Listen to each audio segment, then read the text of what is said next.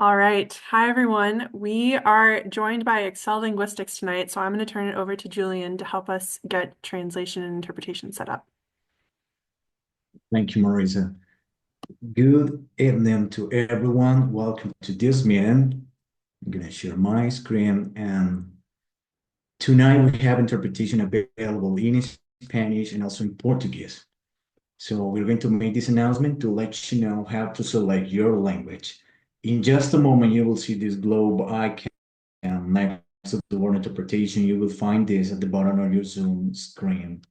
If you click on that globe, you can select your language. If you have joined from a cell phone or tablet, look for the three dots button on your screen next to the word more. From there, you will see interpretation as an option in the list to choose your language. An important reminder, regardless of the language you speak, everyone has to select a language.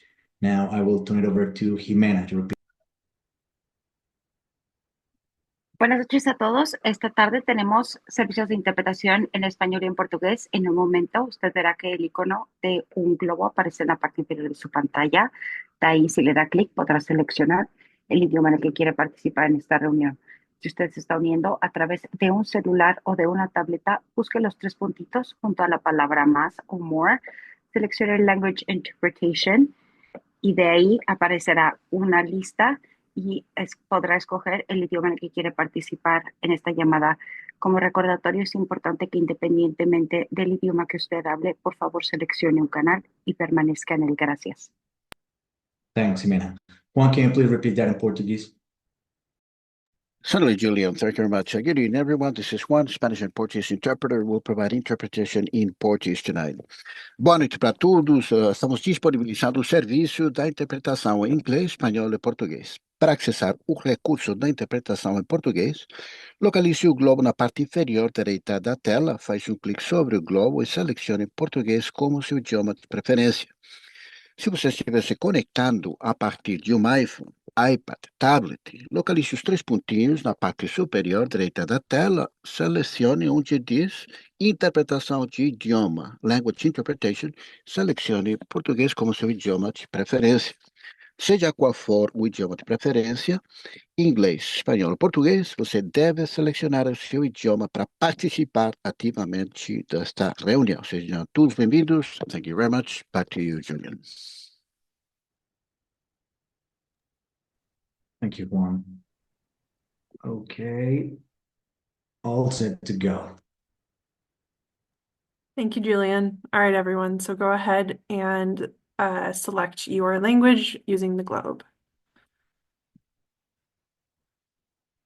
Okay. While you're all getting set with that, I am going to pull up the slides.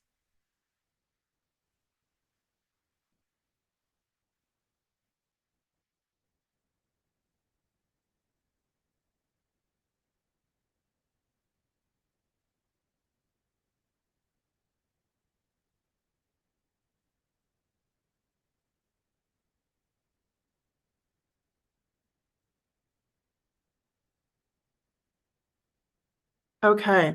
How's that view? Can everyone see the slides? Does it look all right?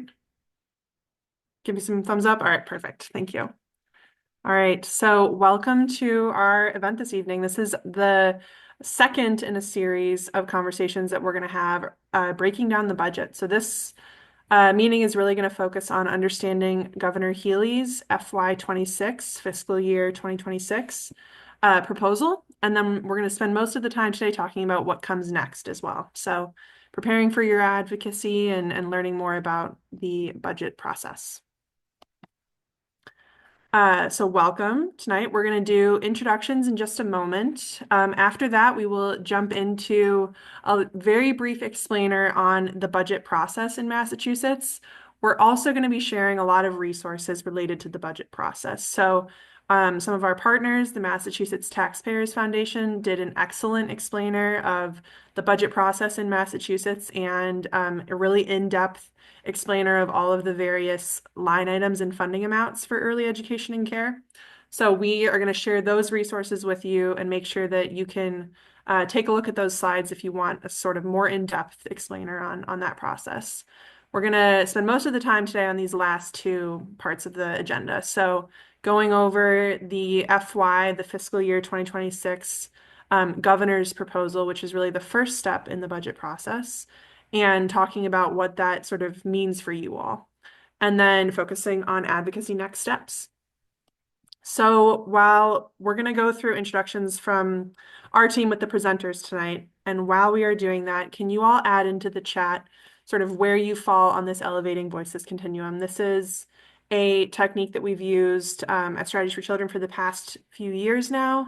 It's really meant to get a better sense of who's in the room during this conversation. So if you are the caregiver of a young child from birth through age 8, please add a number 1. Or if you interact with children and families every day in your professional role, add a number 1. And then your number 2 if you interact with children and families occasionally. And a number 3 if you do not interact with children and families, but you do have a vested interest. So while you all are introducing yourselves, we'll go ahead and introduce ourselves. So I'm Marisa Fear. I'm the Director of Policy at Strategies for Children. And I will turn it over to Neri, who's also on the SFC team. Hi all, buenas noches. My name is Yagneris Garcia, the Director of Communications for Strategies for Children. And then Liz and Latoya and Emmanuel, do you want to go next? Sure. And I'm Latoya Gale. I'm Senior Director of Advocacy at Neighborhood Villages. And Liz and Emmanuel, I don't know who wants to jump in first. Hi, everybody. I'm Elizabeth Lewan. I'm the Chief of Policy and Advocacy at Neighborhood Villages.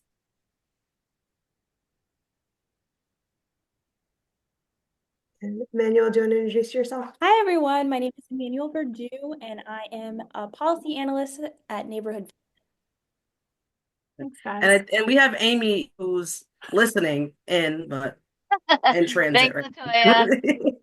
Amy O'Leary, the Executive Director at Strategies, and Julian reminded us all to speak slowly since we're having three-way interpretation.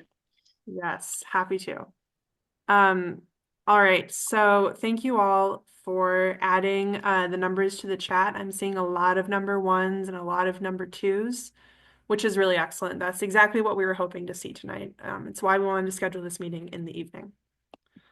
All right, so as I mentioned, we're going to share resources from the Massachusetts Taxpayers Foundation with you all. They've done a really in-depth and really great explainer of the state budget process in Massachusetts. We have 2 slides here just to talk about sort of what to expect in terms of the next few months and how the state budget process might kind of map on to a calendar year as well. So a fiscal year in Massachusetts runs from July 1st through June 30th. So you can see that right now we are in fiscal year 2025. That doesn't map directly onto a calendar year. So if you sort of see there's a little icon on the left side there where we've really highlighted the sort of section of the year when your state budget advocacy is really important, when the legislature and the administration are setting the budget for the next fiscal year. So that is what we are going to talk about today, is how you all can get involved in the state budget process. So this process really begins with the governor's budget, which is released in January. So the governor's budget was just released last month, and that's what we're going to talk about today. But we have sort of 3 key moments that we want you to keep in mind over the next few months where your advocacy is going to be really important. So by April, we're expecting that the House Ways and Means Committee will release their budget proposal. That will then go through sort of negotiations and in a process throughout the House where they will finalize their version of the budget. So right now, between now and when the House releases their version of the budget, is the best time for you to contact your state representative and share a little bit about your budget priorities. The next step in that process is the Senate. So they'll sort of mimic the same process where the Senate Ways and Means Committee releases their budget, and then the Senate finalizes that budget. You can reach out to your state senator now, and you can wait until a little bit closer to their part of the process a few months from now. Both work. And then finally, the conference committee releases or the conference committee then meets to negotiate the differences between the House's budget and the Senate's budget, and then sort of release a final budget that is sent to the governor. So there's another point of advocacy that's really important there with the conference committee in June. So we wanted to share this timeline to give you all a sense of what to expect over the next few months.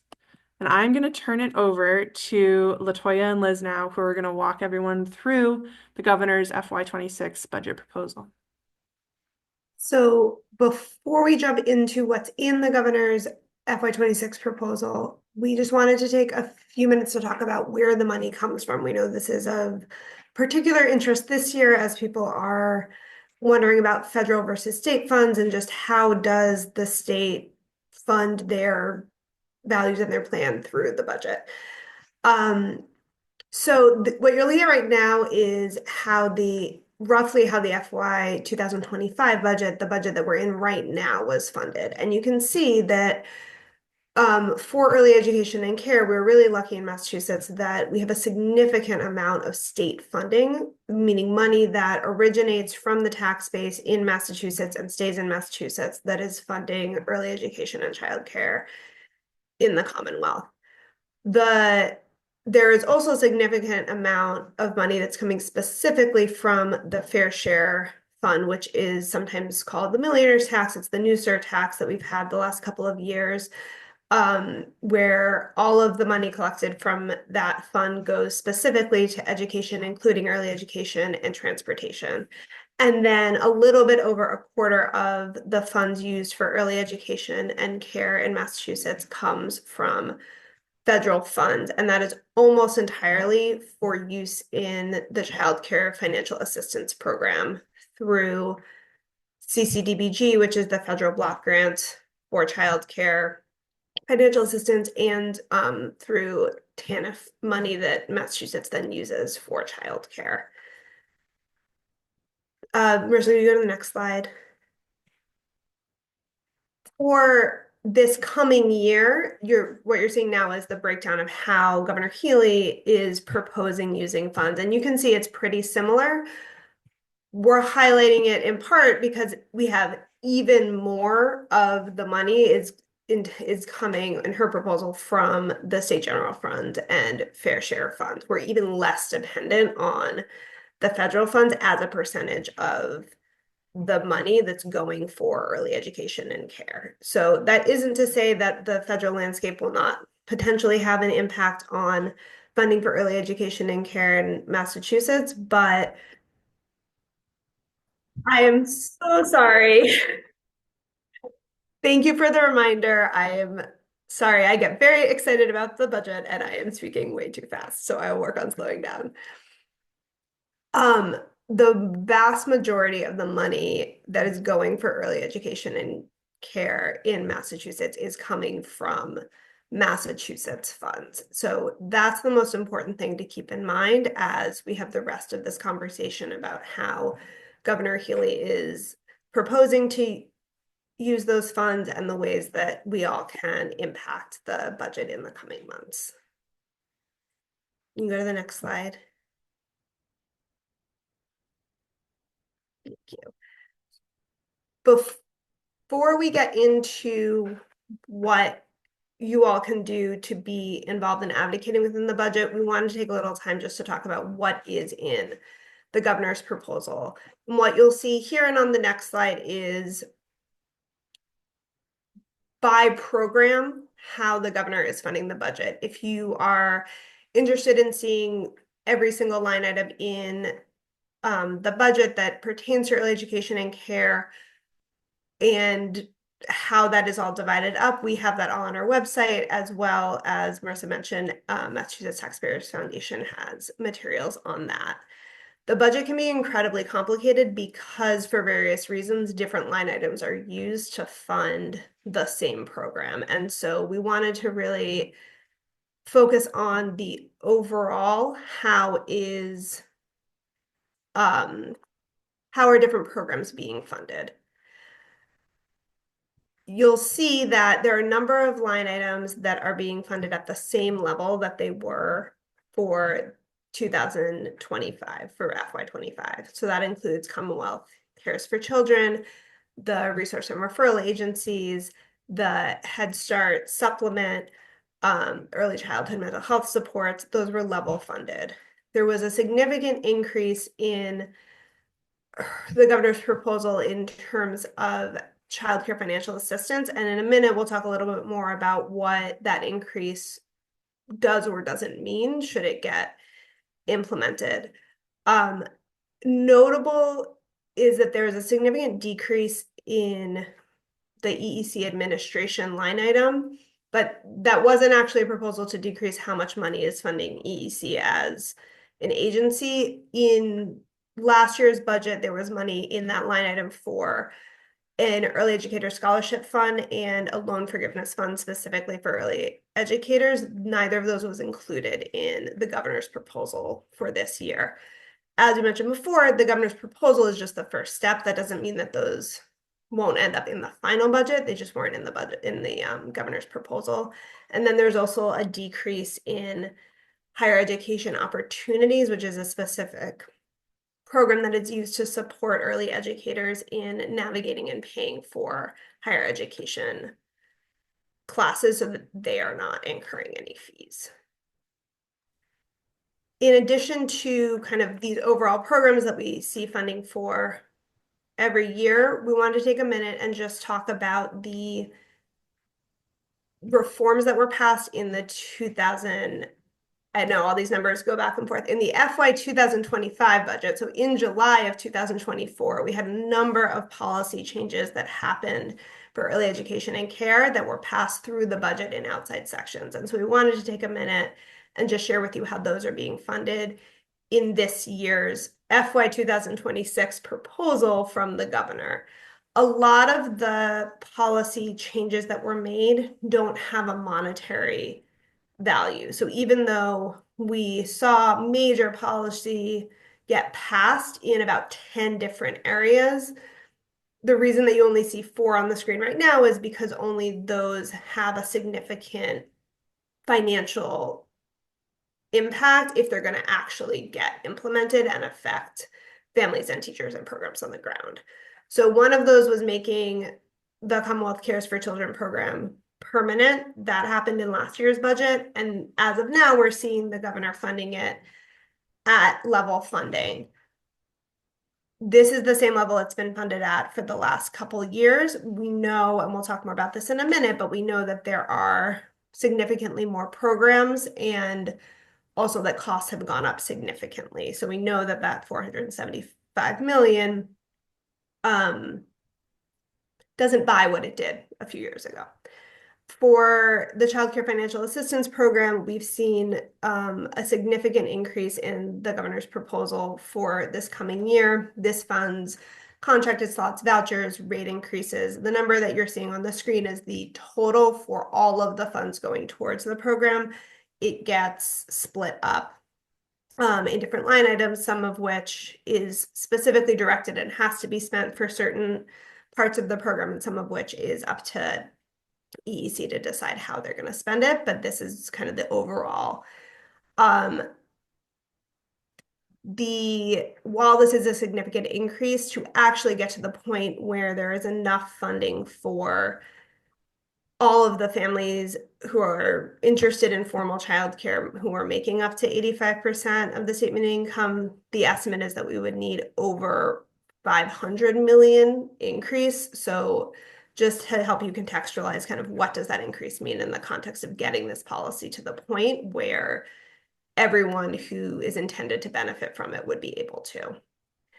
And then, as I mentioned before, the scholarship program and the loan forgiveness program were created in last year's budget. They were funded for last year through the budget. This year in the governor's proposal, we didn't see funding for them.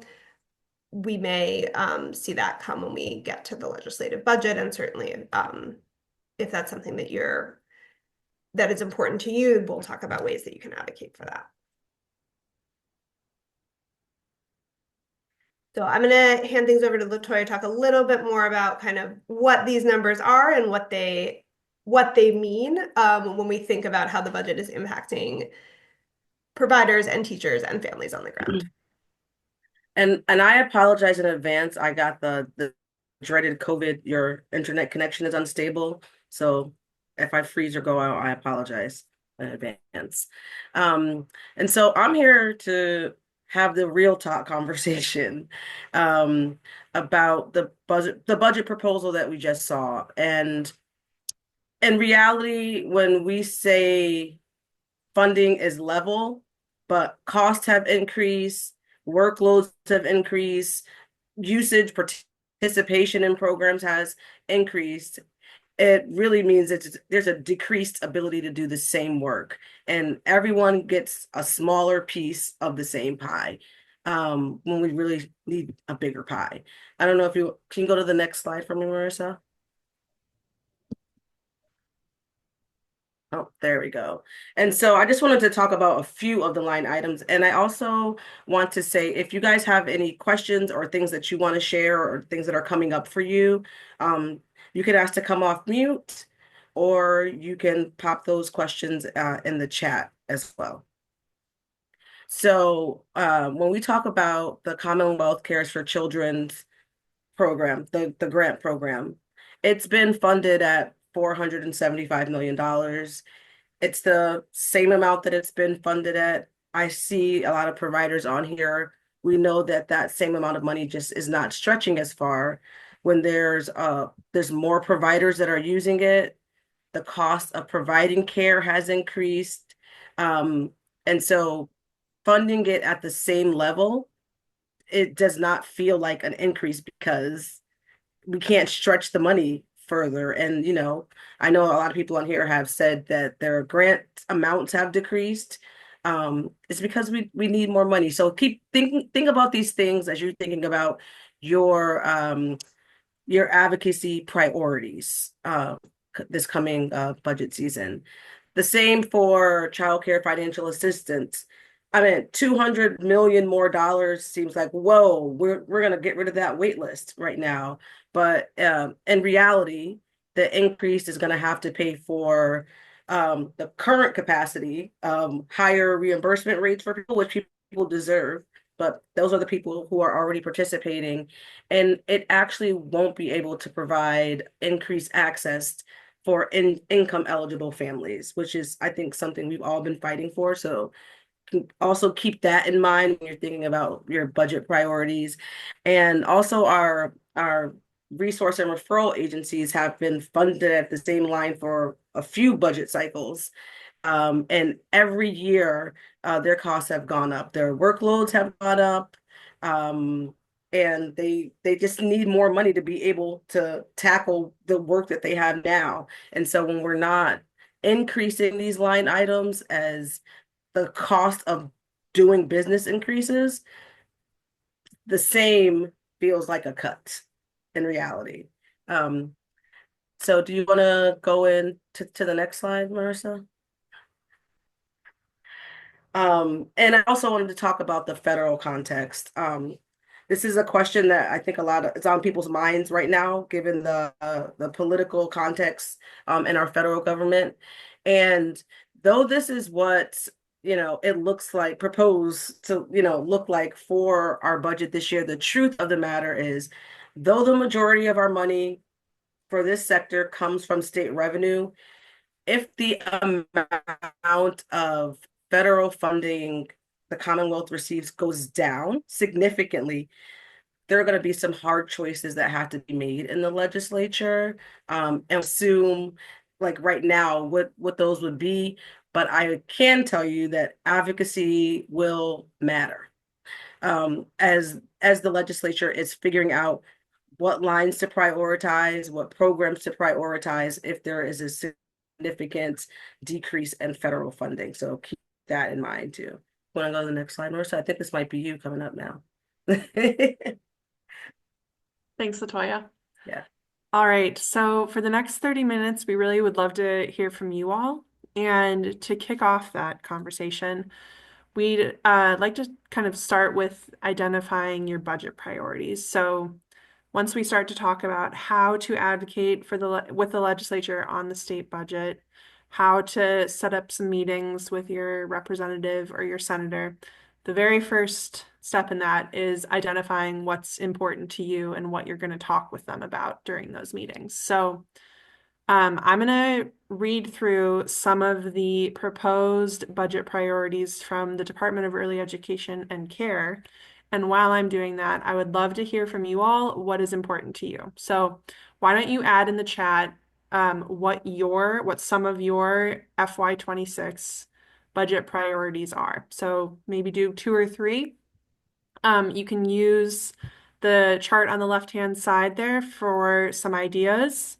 I'm sure that there's a lot that you're thinking about, things that might be important to you that you don't necessarily know how it shows up in the budget. If you want to just put in, like more families having access to vouchers is really important to me. We can help to make some of those connections and talk about where that shows up in the budget afterwards. So why don't you all start doing that? I'll read through some of EEC's priorities, and then we can go through the chat, see what's important for you all, and then have some discussion around that. We'll probably ask a couple people to share their priorities as well. So the Department of Early Education and Care has really categorized these into 4 different buckets. So the first bucket is family access. They want to expand and improve access to care through child care financial assistance. And I should say before I go through this, EEC's budget priorities is a process that the board goes through every year, where they then share this back with the governor's administration as the governor is developing their budget proposal. So all of this went into sort of the governor's ultimate FY26 budget proposal. They would like to continue to support expanded access to preschool through the Commonwealth Preschool Partnership Initiative, CPPI. They want to support family, friend, and neighbor care.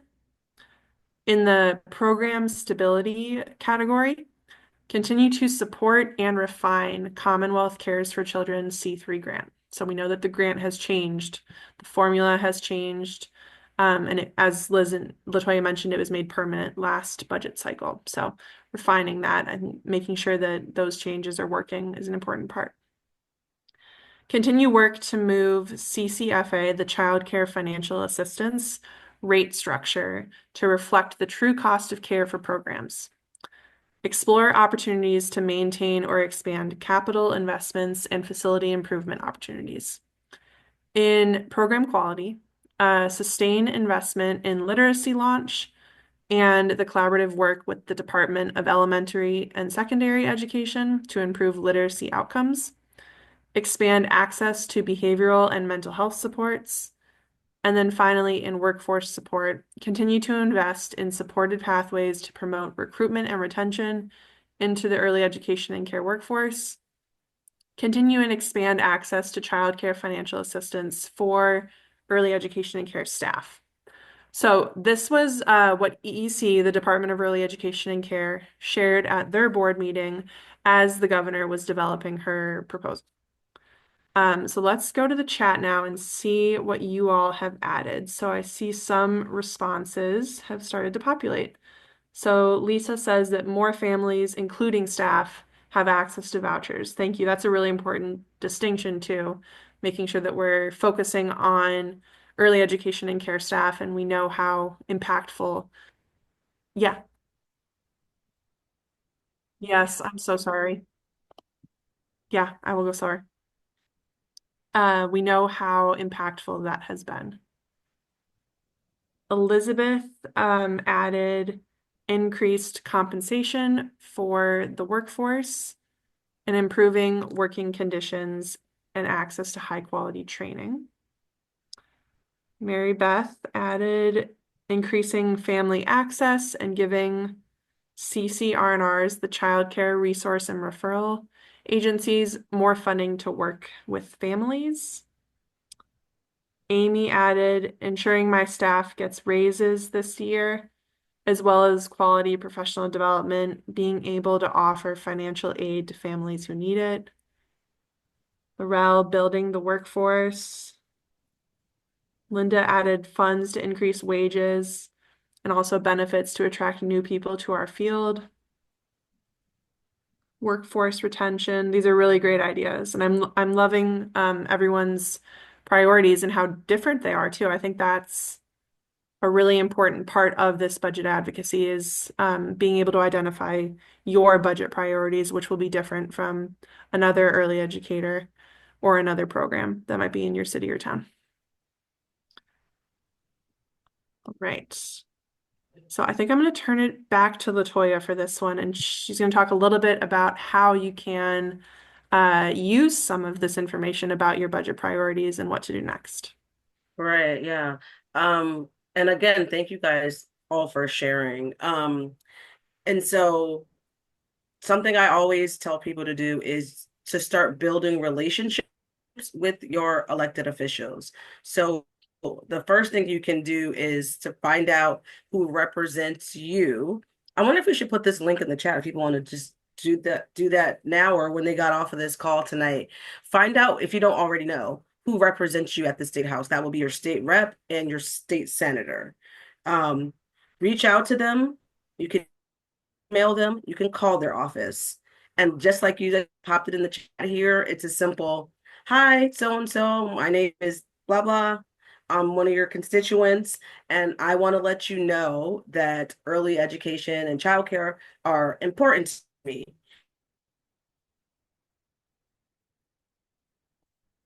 What Edna has in the chat. It will be really important to increase family access to vouchers. Because I'm unstable again, so I hope you can hear me. It's because many FCC programs have openings because families don't have access to vouchers and they can't afford care. And what will start to happen as you develop these relationships, your legislator will look to you as the expert. They'll be like, oh, I have a constituent who calls me all the time and informs me about childcare and tells me how important it is to my community. So when they're going in and talking with their colleagues, they're going to remember the stories that you tell them, and they will bring that forward. So please just call them, just send them an email and let them know it's important to you and offer to be that constituent expert for them. And you can also look out for alerts. We mentioned Mass Taxpayers here has great resources. I'll shout out, so does Neighborhood Villages and Strategies for Children. We all have great resources, and folks are putting out action alerts that you can just click on, send an email. That keeps you up to date. We keep you up to date. All of us will keep you up to date on what's going on in the budget process.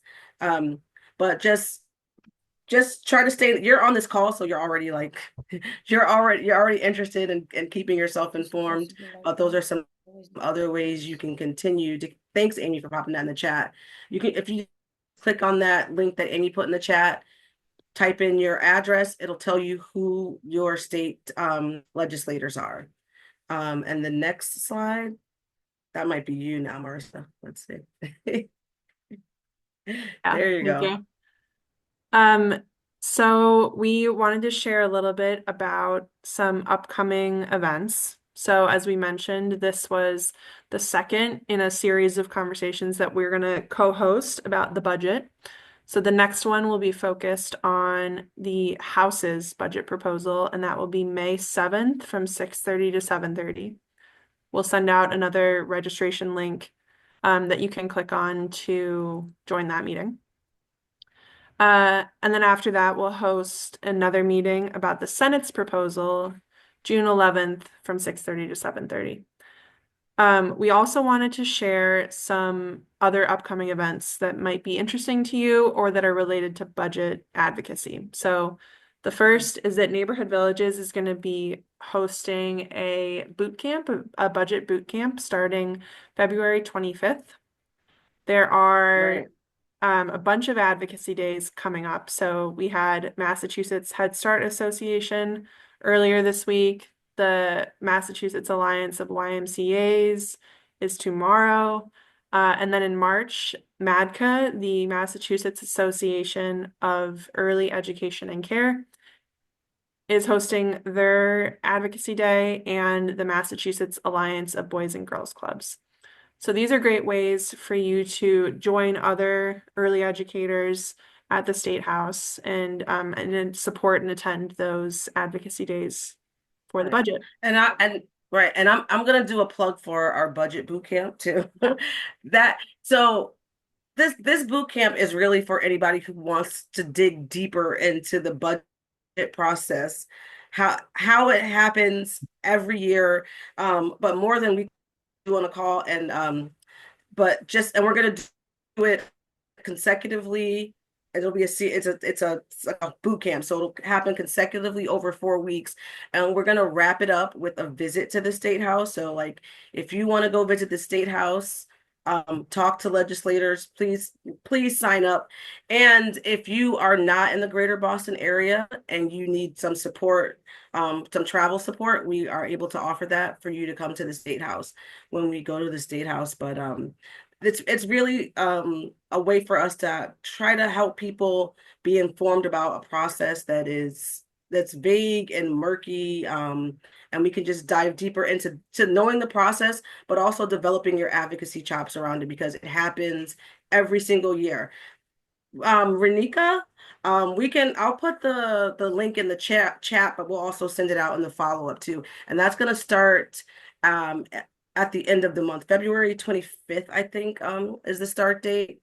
But that starts at the end of the month and will go through March. So I hope that some of you will sign up for that and also tell like your families and your neighbors and anybody who's just interested in getting some advocacy chops and learning a specific process to join that. Thanks, Latoya. There you go. And then Amy put in the chat, so a couple of things. The commissioner, Amy Kershaw, is going to join the 9:30 call tomorrow morning for 30 minutes and share a brief overview of the EEC board meeting. So the link to the 9:30 call is in the chat if you're interested in joining that. We're also going to be doing something called the first year tour on the 9:30 call. So we're inviting newly elected legislators to join the call, meet early educators, meet constituents, and learn about early education and care. So as we continue to schedule those dates, you'll be able to see them on the calendar, which is linked in this slide deck as well, and also on our website. So it's a great way to sort of help educate newly elected officials and honestly to create new champions that can grow into leadership roles and will understand the importance of early education and care. And then finally, oops, is that our last slide? It might be. Oh, I think I skipped one. There we go. And then we have a couple resources that we also wanted to share with you. So the first, as we mentioned, Massachusetts Taxpayers Foundation did a presentation on the state budget. We've included their slides and the recording on this presentation, and you can click on those links to get that. Neighborhood Villages also has some really great budget explainers, and we've linked to their materials there as well. And then, as Latoya mentioned, some actions that you all can take moving forward. So the first, elected official outreach. So we put the link in the chat, find out who represents you, and then reach out to them. The Joint Ways and Means Committee is going to be holding public hearings over the next few months related to the budget. So we will share those out once we have those dates. And then finally, as we mentioned, a lot of organizations put out action alerts, which are really quick and easy ways for you to contact your elected officials and share budget priorities. So if those are interesting to you as well, you can keep a lookout for that. And we have 15 minutes left, which I think is a record. And it is open time for you all to ask questions, to hear from you about your budget priorities. I'm going to take the slides down, and then if you want to come live and offer a question or a comment, something that you're planning to do that you'd like to join with some others, or you want to hear some ideas that others might have, feel free to just raise your hand and you can unmute yourself and share some more with us. And Amy put in the chat, share your priorities. What are you worried about? Yeah. Yeah, what are you guys worried about? We hear a lot about people are worried about how the federal context is gonna play out here in Massachusetts. We hear a lot about families not having access to vouchers. Somebody asked if we could, yes, we're gonna email out all the materials in a folder for you guys. Oh, thank you. Oh, um, yeah, so I don't know if people have questions or if and I also say if questions come up after the call, please share them with us too. Edna, you want to come off mute and talk?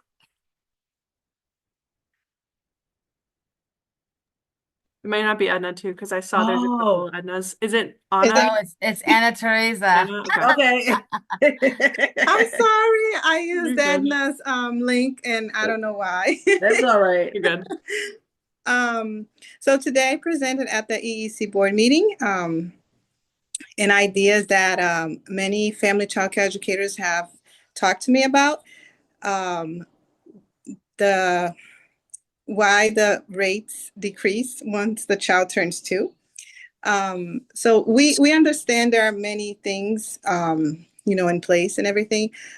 But if this idea really comes to, ever gets like the second step, that will impact the budget as well, because then the rate for family child care will stay the same no matter how old the child is.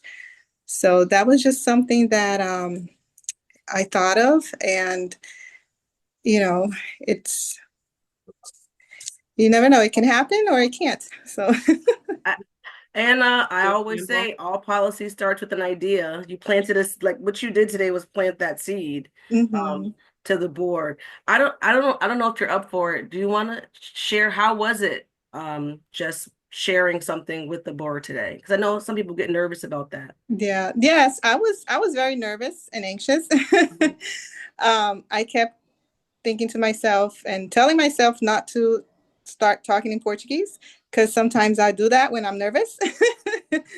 But it was a very great, good experience. And I got to share something that I'm passionate about.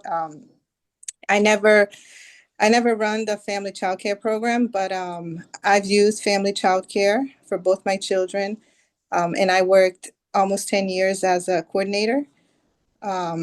So I just listening to them and seeing like the challenges that they face. Yeah, brought me to do that, and hopefully it goes somewhere. Yeah. And Teresa, talk a little bit about how you prepared. Oh, okay. Well, Amy O'Leary and everybody at Strategies for Children helped me so much. No, I wasn't fishing for that. What did you do? Well, I did some research, and I also, based on my experience with them, and also my, You recorded yourself. You practiced. Yes. Oh, yes, I did that too. But I think that's a really important part, because sometimes we can write everything and it makes sense when we write it, but then when we say it out loud, you stumble on words, or even if you know all that you're talking about. So Anna Teresa wrote it out, and then she sent it to us for feedback, which is also brave, right? That you send it to other people for feedback. We shared our feedback. You made some adjustments. So, but you had the experience of recording yourself. Yes. And then you knew it was 3 minutes. Because I did hear when you sat down, Chair Belcito said we'd like everyone to keep it within 3 minutes. Right. And that's also when people start getting nervous, when like timer starts going off and you're just finished introducing yourself. Yeah. Recording myself was really important, and I got to see like how long it took. Right. So I was like, oh, those extra seconds or minutes, was because I was trying to turn off the recording. You're getting a lot of love in the chat, Anna. Yeah, you are. Oh, thank you. Yeah. That's the beautiful thing about community here. Like everybody supports everyone. So, uh-oh. And Renika, I don't know if I'm saying your name right, or Reneka in the chat. Renesa. Said Reneka, there you go. You can tell us what you said in the chat. You can It's come a off. soft C, Renesa. Okay, yeah, okay. My concern has always been getting quality assistance. I'm a family childcare provider, because most families that I serve, I was in Boston, I'm in Brockton now. Most families I serve have vouchers. I very rarely get many private paying families, so the vouchers paying once a month is quite a struggle and challenge to maintain, because most people want to be paid once every week or bi-weekly, especially when we're not able to pay them, $25 an hour, like we're in the low 20s, maybe even minimum wage, so it's hard to try and get someone with qualifications, to assist us, and we only get paid once a month. So that has always been a concern for mine. I've been in childcare over 20 years. I've had my family childcare program for 12. So I've been in this, and it's just like Veteran. I struggle. I've gone through maybe like 4 or 5 assistants this year alone because they just can't afford to stay with me. And it's just like I can't be mad at them for moving on. They have families and things like that, so that I'm not sure what can be done about that, but I don't know if maybe we can split the payments in 2 at least or something, but once a month, and then it comes at the end of the month, and then sometimes it's delayed. I've had times where my check doesn't come until the first week of the following month. You know what I mean? That is a real struggle and challenge. So That is a great example too. And I'm seeing some comments in the chat, like cash flow for your business is a very real concern. And I think something that legislators and the Department of Early Education and Care, hearing from you all about how that's impacting you, and especially when you connect it to being able to hire quality assistants and how much you're struggling with staffing, like making all of these connections and showing them how it's all so related, I think is a really important part. So like hearing you talk, the first thing I thought of was, increasing the reimbursement rate for family childcare could be one way that could help with that, because then you can offer some slightly higher pay to assistants because you'll have more funding coming in. And then I think your point, it's another really important one, like what are the payment practices? We know that some other states actually have moved to pay providers before they deliver services so that it's not sort of a retroactive payment where it's based on the previous month, but it's in advance. And that could be another way that kind of helps you balance your cash flow. So I think that's a great example of some of the things that people need to hear. Yeah. I And see. Chris, if I can, sorry, just to add on to that. Yeah, go ahead. You were mentioning that some states have already moved to proactive payments, and all states will need to move there. Massachusetts right now is on a 2-year waiver. So keep raising that and making sure that both the department and your legislators know that this is something that would have a big impact on your program, because it'll help make sure that when that waiver is up, that actually gets implemented and that they're doing the work they need to in the next couple of years to be in a position to make that change.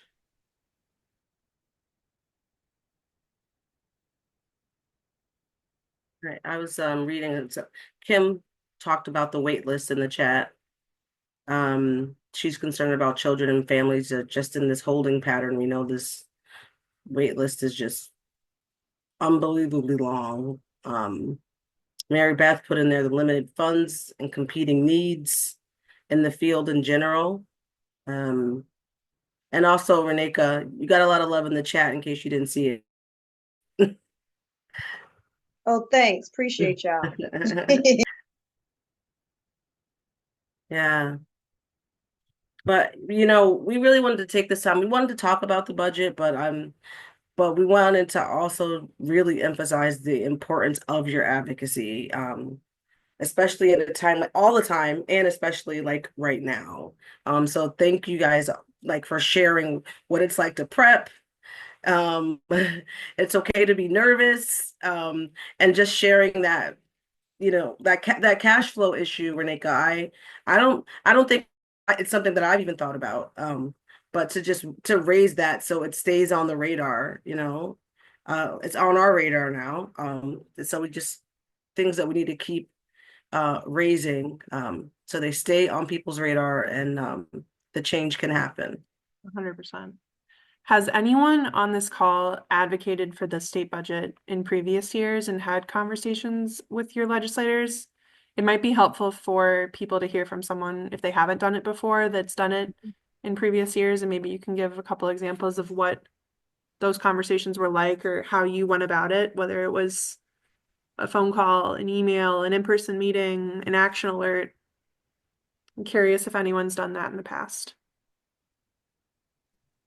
I've done that, Marissa. Hi, Mary. Go ahead. Hi. So I've done it all different ways. And it is very nerve-wracking. And I think it's normal to be nervous. But I think what's key to remember is it's just a conversation. And you're really a resource because you can't expect your elected official to know everything they need to know about our field. And we all know how complicated it is. So I always try to prepare because I feel better when I have like bullet points in front of me of what I want to say. And I try to remember that although it's great to be able to give them data, regarding their constituents, the personal stories really matter a lot. And that's what's important. And just don't be intimidated and be willing to push yourself to do it because it's worth it. And then, the next year they'll reach back out to you or if they have questions, and it's really important to build that relationship. Thanks, Mary Beth. And do you want to share a little bit about where you work, just in case anyone hasn't been Oh, before? sure. I work at Seven Hills Child Care Resources. So we're the CCR&R for Central and Western Massachusetts. And I think the big concern for me personally this year is I've seen how effective we've been as a group when we're addressing all of the issues at the same time, because we found historically that just increasing, reimbursement rates or opening up access isn't going to help. We've got to do it all at the same time. And I feel like I'm concerned that that might not be the case this year, although it's so important to talk about that success overall. So even though we're going to be advocating for our increase, we're definitely going to be talking up everything else as well to legislators when we're out there. Thanks, Mary Beth. Yes. Sure. Yeah, thank you for that. Yesterday at Head Start's Advocacy Day, I was speaking with someone, and I told her let's coin the term holistic advocacy, where we're thinking about the whole sector and how every piece plays a part, to get that. And also, Mary Beth, you guys have a great advocacy sheet that we can probably share out too, with this stuff that talks about what you guys are going to be advocating for. Yeah, great. Thank you. Yeah, I really feel like it's a team effort and really have to try to support each other as much as we can. Right. And also in the chat, let me scroll back up. Teresita Moreno, she brought up payments for children with special needs, and being able to support providers who are caring for children with special needs. Yeah, that's really important. Yeah. Yeah. Yeah, this was a great call, everyone. I hope you guys feel that way. I feel that way. And I want to say, what else was I going to say? You guys, I think Mary Beth, you said this. Your story is data. And if you guys want like some hard numbers or something like that, email us. We'll give you a hard number. We'll give you a line item if you feel like you need to have that information. But your story is the data that your legislator needs to hear. And so always like keep that in mind. 100%. I Yeah. think Anna Teresa's example is a great one. And I know that was for the board meeting, but we want to be a resource for you. So if you're kind of coming up with your bullet points like Mary Beth was talking about, and you're preparing to have a conversation with your legislator and you want to talk through something or you want to send it to us and see if we can add anything to it, please feel free. So we can put all of our emails in the chat just so that you have that information. But we love to hear from you, and we'd be happy to help with any of this. Yeah. Oh, Elizabeth. Oh, thanks, Elizabeth. Yeah. Yeah, so the Center for the Study of Childcare Employment. That's my favorite party trick now that I've mastered the acronym. Says offers an advocacy toolkit for the workforce, and then added a link to it there. Cool. I also added my email. Oh, I turned off my camera. I added my email in chat because the commissioner is coming tomorrow, and she'll give us an update about the board meeting, but also we share questions that we get. Yeah. So if you think of something after, if you can't be on the call in the morning, we're going to record it and have translation thanks to Excel in English, Spanish, and Portuguese. So if you think, and if you're not sure what the question exactly is, but there's a topic or something that you're worried about, we can share some of these things. They're things that we have heard before. And I know the commissioner knows about getting paid the month after is not helpful. And as Liz said, it's something that they're working on. But if there's anything else, as LaToya said, a policy or a bill, it was an idea. And you all have the best ideas as folks who are working. We saw so many ones and twos on the call, which is exactly who we want to be here. And also invite your friends and colleagues and the families that you care for when we're having stuff. We would love to see like more people involved and keep growing like the 1 and 2 advocacy community and create the spaces that are accessible to you guys. So let us know how we can keep doing that too. Yeah, that sounds great. Yeah. All right, it is 7:30, so we're gonna wrap up, but yeah, thank you all for taking the time to be here tonight. This is great. Thank you. All right, have a good night. Good night, everyone.